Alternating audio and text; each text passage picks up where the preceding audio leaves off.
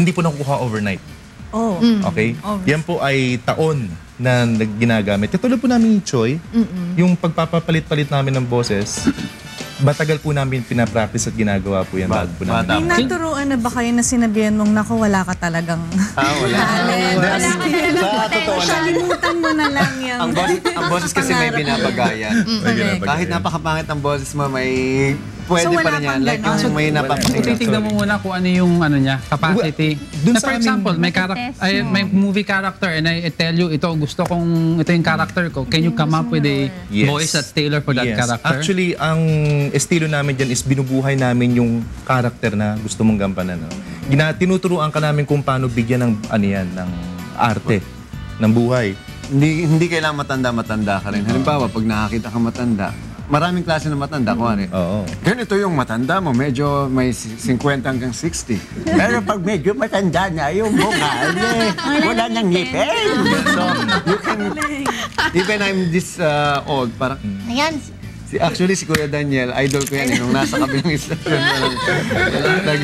Si Cholo. Tapos, meron nga po pala kaming program for teachers na tinatawag ng Voice Acting for Effective Teaching. Kasi alam niyo yung mga teachers, 10 to 12 hours nila ginagamit yung boses nila araw-araw. And there's no, kumbaga, walang tinuturo sa kanila kung paano gamitin yung boses to protect them and to how to take good care of it. Kasi may program po. investment yung boses namin. Kapag nawala po yan, nasira po yan, wala kami Yung trabaho. voice care for teachers. So, Kaya tinuturo din po namin yun. so hindi lang pang behind the scene or radio or TV ginagamit. Batang-bata pa yan nung nag-umpisa. Yes, sir. Oo, kasi 16 ako. si Cholo, 2000, So, 98 po sa kabilang. nasa 96. ABS ako nung Yes, sir. 1996. magkasama tayo, di ba? Yes, sir. Oo, madalas yan doon. Madaling totoy araw. na totoy pa yan. Oo, tapos Pinapanood ko si Kuya.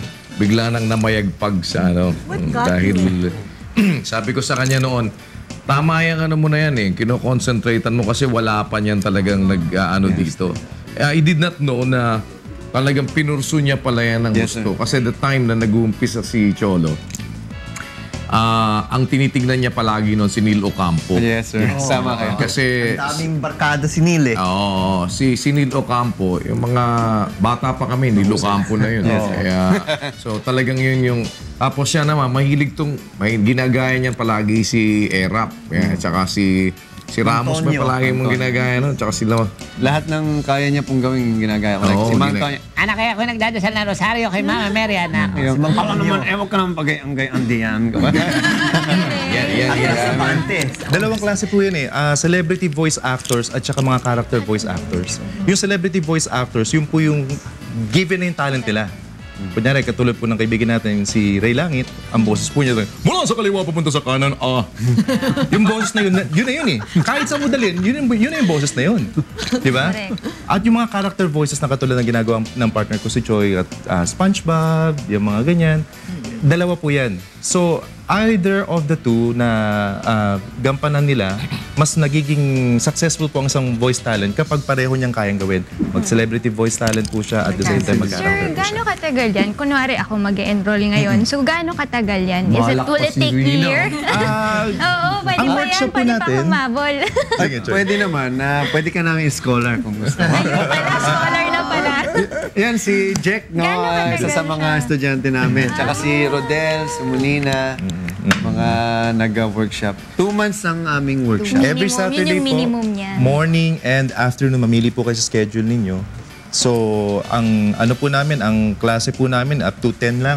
Actually, ang minamaximize namin kasi gusto namin Lahat. nakatutok Yes. Nakatutok sa pagtuturo po ng pagboboses. And meron pong actual recording sessions. Hindi lang kami dalawa ni Choi ang nagtuturo, kundi 5 po kami na mga director po sa dubbing. At sila rin po ay meron din part kung ano yung tinuturo nila, like translation and Directing. directorial. Acting. Kasama po doon. How Sa can they tinuturo namin. get in contact with you?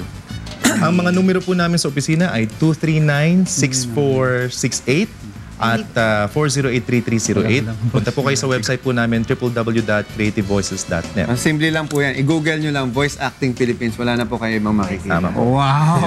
Solo-solo ah. Voice over That's Philippines. Boses why. pang news pwede. Oh, yan guys, News. Yung boses ni Kuya Daniel. Sige Sample nga ang boses ni Kuya. Naku, nakalimutan ko.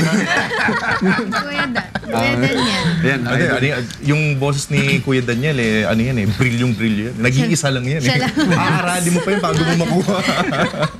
Pero pagbalik namin, Isang Sample lang matinding muna. sample sa kayong dalawa. isang matinding sample. Skip daw, skip. Sige. Bahala ka kayo. Kayong dalawa. Okay, game. Okay. Ano yan? Sige.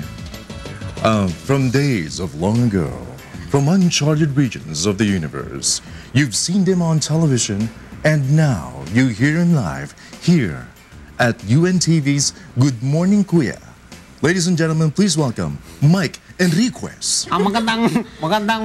Excuse me po. Magandang umaga po, mga kapuso. Ay, excuse me, naliligaw po yata ako. Nabalik na po ako sa kabila. Pasko.